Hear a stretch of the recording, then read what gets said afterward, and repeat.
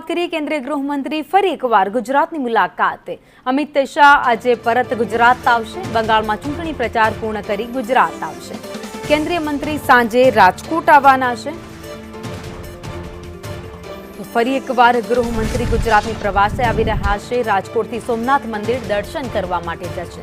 રાત્રિ રોકાણ સોમનાથમાં કરે તેવી શક્યતાઓ છે।